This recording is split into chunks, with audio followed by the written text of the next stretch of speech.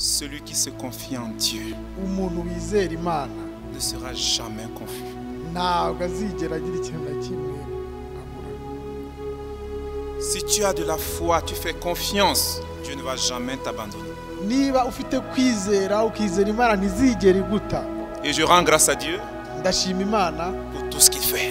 kubera ikubyo yakoze byose. Ne dépendez pas des hommes. ntimukishingikirize abantu. Dépendez de Dieu seul. mwishingikirize ku Et il Mana ne va yonyine. jamais vous abandonner. ntabwo izigera ibata. Donc le thème de mon message ce matin, c'est la consécration à l'Éternel. intego yanjye uyu munsi ni La consécration kwiha à l'Éternel. Imana. C'est un appel de Dieu pour chaque chrétien. nibyo umukristo wese ahamagarirwa.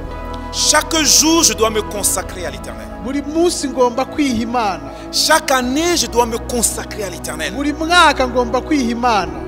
Chaque heure, je dois me consacrer à l'Éternel. Heure. buri saha ngomba kwiha Imana. Tu dois être prêt à te consacrer à l'Éternel. ugomba kuba witeguye kwiha Imana. Exode chapitre 32. ukuva ibice 31 verset 29. umurongo wa 29. Quelqu'un peut lire la langue maternelle, s'il vous plaît?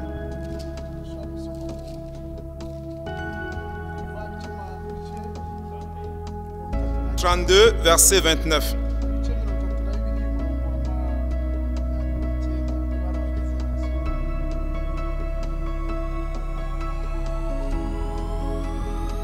Et ceux qui n'ont pas les Bibles, frère Félix, j'ai oublié de te dire, j'ai apporté un carton de Bible derrière.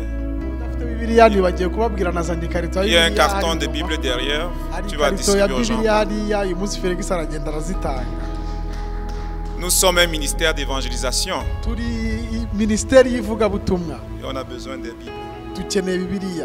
tugiye gusoma ukuva ibice 32 umurongo wa 29 haravuga ngo Mose arababwira ati mwiyeze Uwiteka uyu munsi kuko umuntu wese yarwanije umuhungu we na mwene se ngo Uwiteka abahe umugisha uyu munsi. Moïse dit, consacrez-vous aujourd'hui. La vie chrétienne, ce n'est pas demain, c'est maintenant. Ton demain va dépendre de ta décision d'aujourd'hui. La foi, c'est maintenant. Ce n'est pas demain je vais croire, non. La consécration, c'est maintenant. C'est chaque jour. Ce n'est pas demain je vais me consacrer. Il y a un dicton qui dit, un proverbe, qui renvoie à demain trouve. Vous connaissez pas ça? Qui renvoie à demain trouve malheur en chemin. Un chrétien ne renvoie jamais à demain ce qu'il peut faire aujourd'hui. Si Dieu te parle aujourd'hui, tu prends la décision immédiatement de te lever pour Dieu. Si Dieu te dit que c'est maintenant, tu ne dois pas dire à Dieu, laisse-moi d'abord aller dire au revoir aux autres. Mais beaucoup d'entre nous, moi le premier, quand Dieu nous parle, nous raisonnons. Dieu, est-ce que tu as vraiment parlé? Vous savez, c'est très facile de raisonner avec Dieu. Nous aimons raisonner avec Dieu. Qui a travaillé cet après-midi? Qui a travaillé? Toi, tu as travaillé. Qui a encore travaillé cet après-midi? 2 personnes. Et nous sommes venus à quelle heure?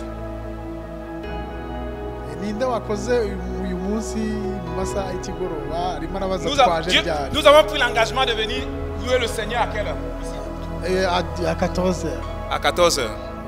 Que ceux qui ont les oreilles entendent ce que l'Esprit dit aux églises. Si tu as pris un engagement avec Dieu à 14h,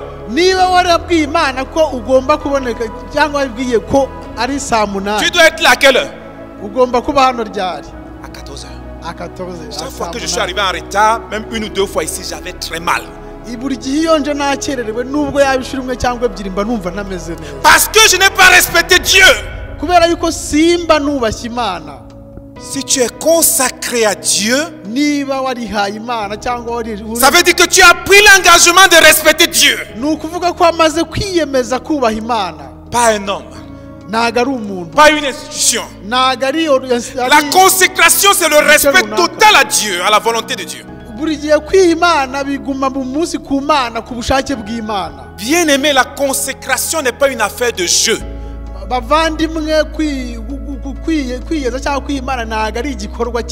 C'est pourquoi Jésus dit, celui qui met la main à la charrue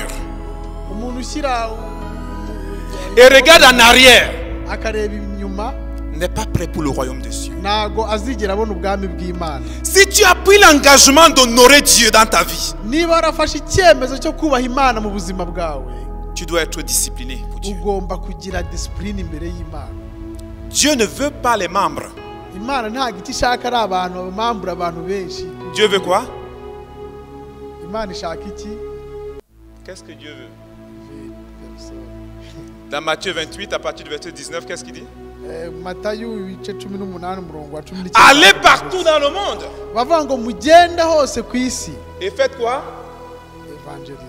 Évangéliser. Baptiser. Faites des disciples. Dieu veut les disciples. C'est pourquoi Paul dit que nous sommes de l'armée des plus que vainqueurs. Le chrétien, c'est un soldat de Christ. Si nous sommes consacrés à l'Éternel, nous devenons soldats de Christ. Et l'armée est distinguée par sa discipline.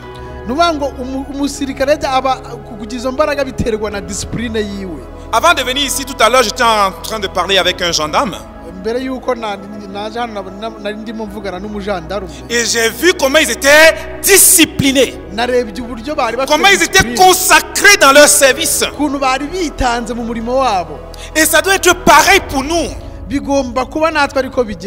ne peut pas servir Dieu dans la légèreté. Parfois nous avons toujours tendance à servir Dieu dans la légèreté. Ma soeur tout à l'heure a parlé d'Emmanuel Macron, Monsieur le Président. Parfois nous respectons ces autorités plus que Dieu. La preuve. Qui peut arriver en retard à son travail? Qui? Pourquoi? On n'aime pas venir en retard au travail. Et chez Dieu, oh c'est pas grave, Dieu va nous comprendre. Amen. Il faut que ça change. Je me parle d'abord moi-même aussi.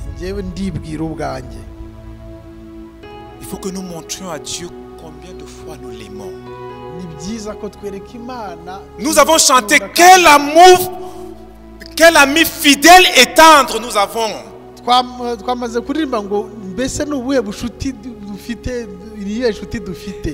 Est-ce que ça va nous faire plaisir que nous appelons Jésus? Jésus nous dit non, je ne veux pas d'abord te répondre, j'attends. Est-ce que nous serions contents?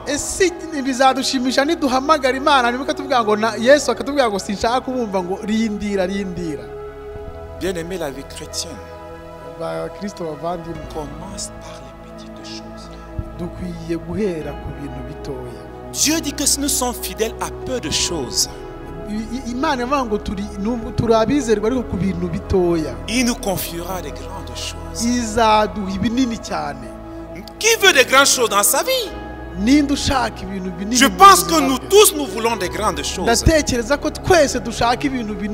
Mais si je ne suis pas fidèle dans les petites choses, ariko nintaba umwizerwa muri dutoya, si je ne suis pas fidèle dans les détails, nintaba umwizerwa mu bintu byo muri detaye, Dieu ne pourra jamais me confier des grandes choses. Imana ntizigera ingirira icyizere cyo kumva ibinini. La consécration Kwiha Imana demande un grand prix à payer. Bisaba iki prix à payer. Je vous invite à lire tout ce chapitre d'Exode 32. Ça part du veau d'or. Ndashaka kubabwira muze gusoma igice cyose cyo kuva ibice 32. La deuxième partie du verset 29 dit, je préfère que tu le lises en langue maternelle. Même au sacrifice de votre fils. Dans la deuxième partie du 29, partie B.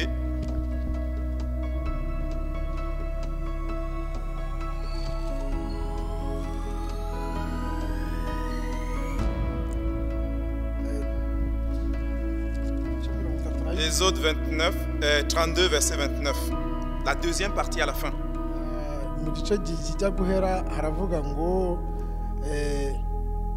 Même en sacrifiant votre fils.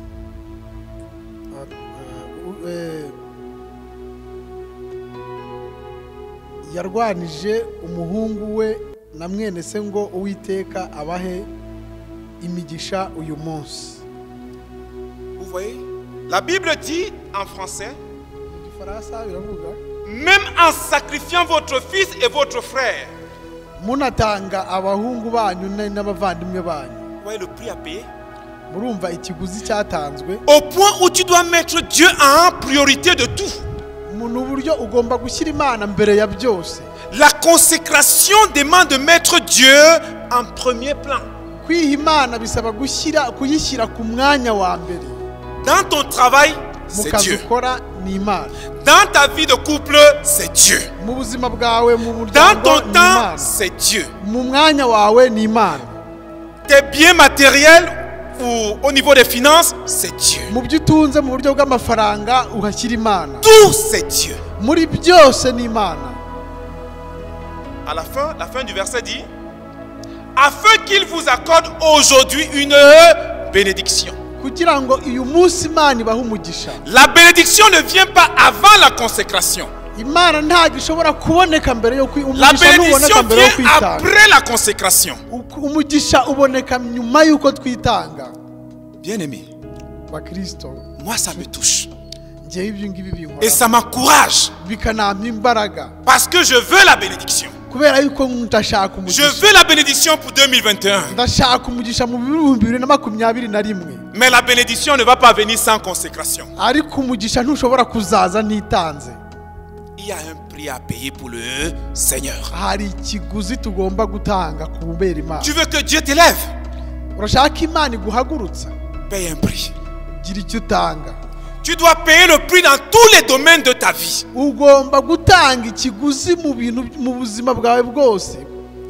J'ai un grand frère en Afrique qui est un leader à moi. Il m'a exposé un problème. Et il m'a demandé si je suis prêt à venir. C'est l'œuvre de Dieu. Je lui ai dit oui, j'arrive. Est-ce que lui a demandé le billet d'avion?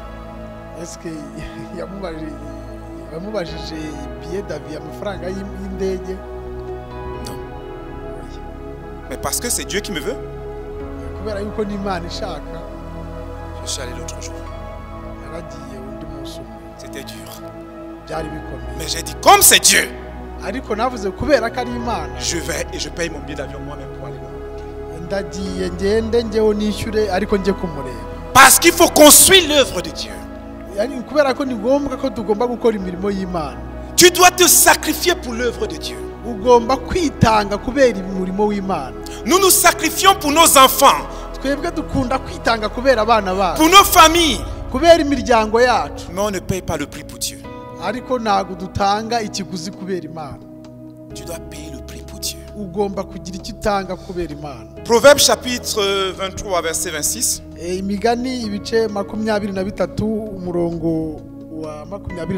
Proverbe chapitre 23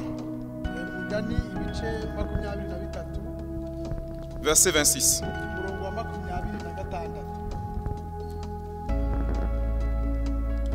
quelqu'un trouve, peut lire. J'aime beaucoup ce verset. Mon fils, donne-moi ton cœur et que tes yeux se plaisent dans mes voies. Proverbe 23, verset 26.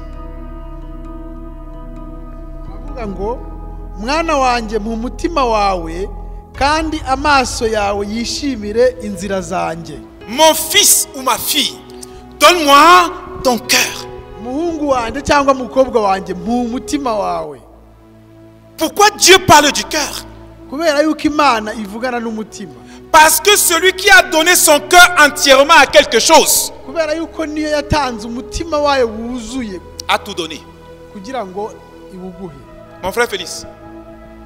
Il y a deux Félix ici, mais je regarde l'autre Félix qui est en face. C'est Emmanuel. C'est Emmanuel autant pour moi. Mon frère Emmanuel. À quel moment tu as su que ta chérie t'aimait? Ni shiro zingahe wabashije kumenya ko umudamu wagukunda?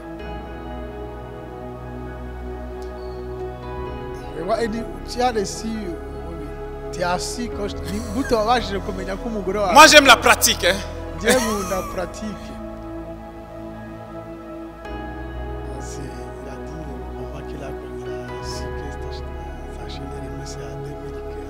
En 2015. Ok, toi tu as parlé la date. Ouais. Mais c'est quand son cœur s'est ouvert entièrement à toi.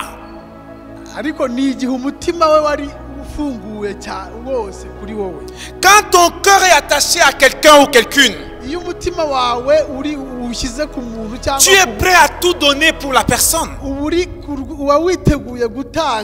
Et Dieu dit, mon fils, donne-moi ton cœur. Et la consécration, c'est le fait de donner son cœur à Dieu. Ton cœur doit être entièrement au Seigneur. Mais la plupart du temps, nos cœurs sont divisés. Mais laissez-moi vous dire une chose. Celui qui donne tout son cœur à Dieu est prêt au sacrifice. Une femme qui a donné son cœur à sa famille, elle est prête à se brûler les doigts pour qu'il mange. J'aime beaucoup l'image des mamans africaines. Elle prépare. Elle lave les habits. Elle se rassure que les enfants vont bien. Tout simplement parce qu'elle a donné son cœur à sa famille.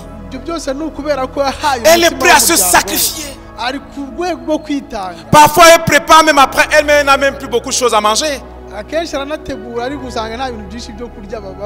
C'est ça le prix du sacrifice quand tu aimes. Quand tu aimes Dieu, tu es prêt au sacrifice. Tu es prêt à te donner entièrement. Rien ne pourra te séparer de l'amour de Dieu. Est-ce que nous sommes réellement prêts? Est-ce que nous sommes réellement prêts? Que Dieu nous aide. Nous sommes en train de construire une mission.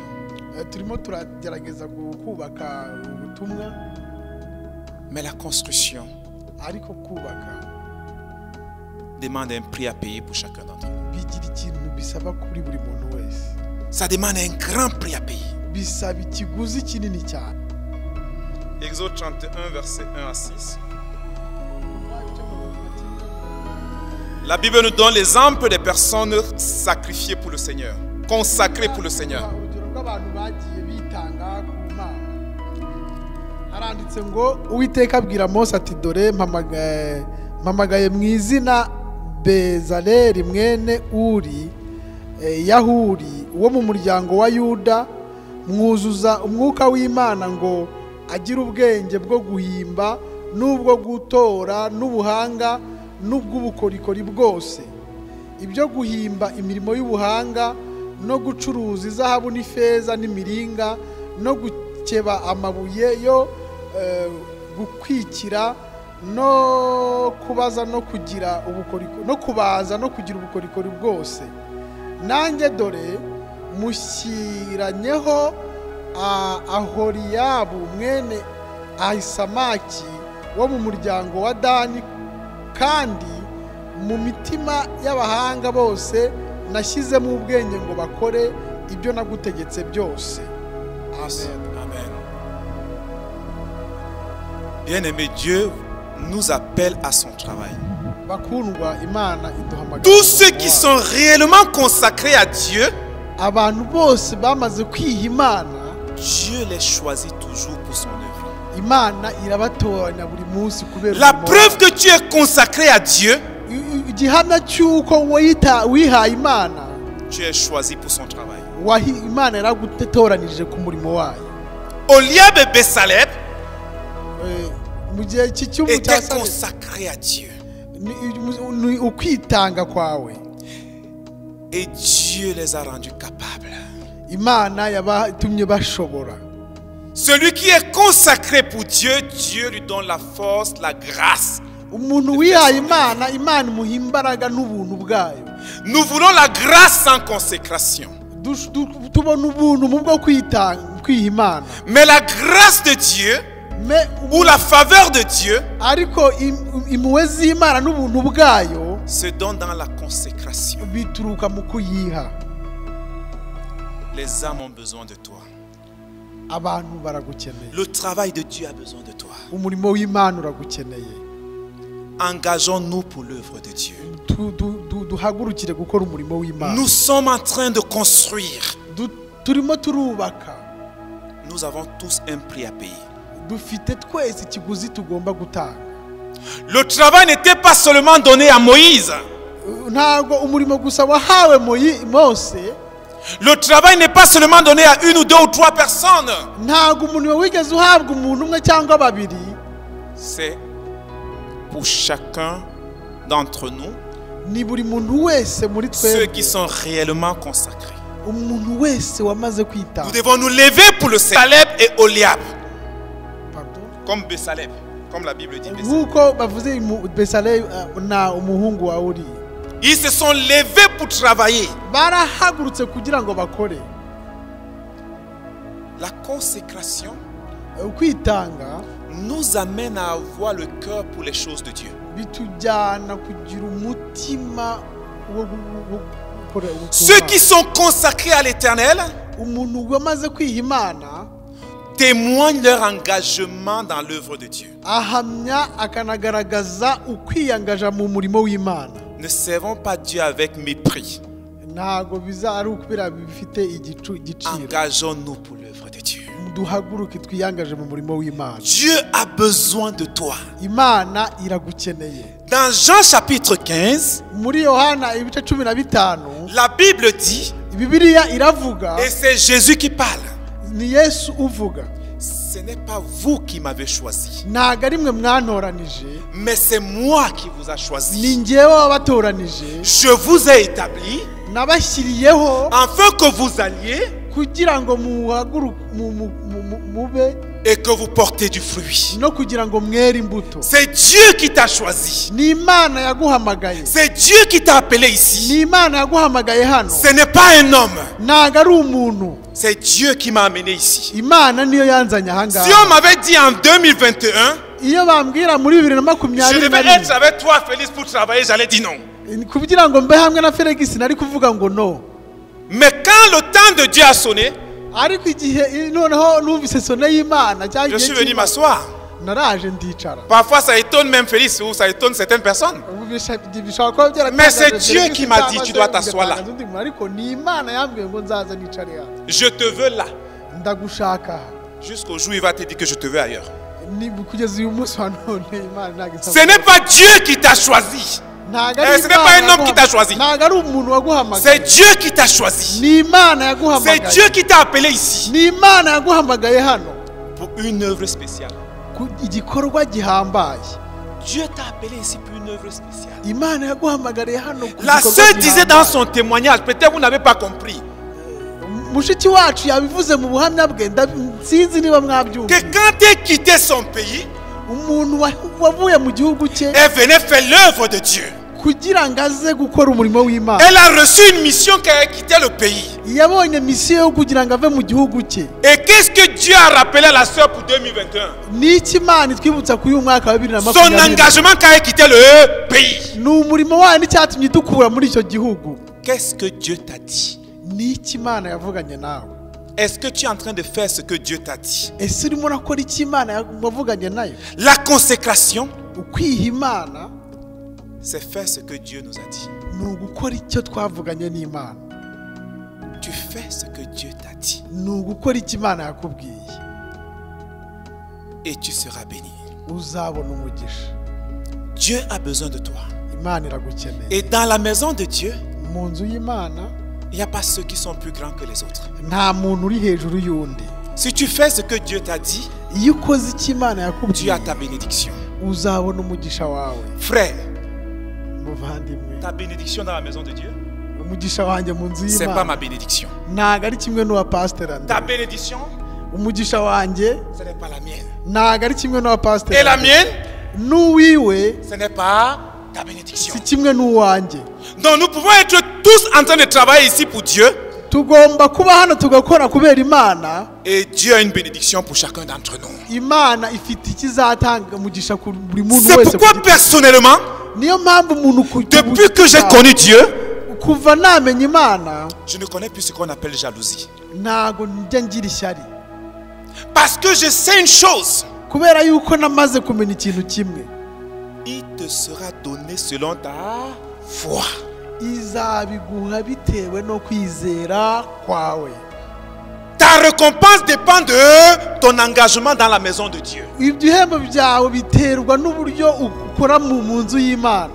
Si tu es engagé dans la maison de Dieu, niba ukora mu murimo w'Imana, tu mangeras les fruits. Uzarya ku mbuto. Si tu n'es pas engagé, niba ntacyo ukora, tu ne mangeras pas des fruits. Ntago uzigera ubona imbuto. Donc si tu veux la bénédiction, niba ushaka umugisha, engage-toi. Kora. Engage-toi. Kora. Comme Oliab et Bessaleb. Nkuko Uriya na Bessaleb bakoze. Et tu ne vas jamais regretter. Ntago uzigera wicuza na rimwe.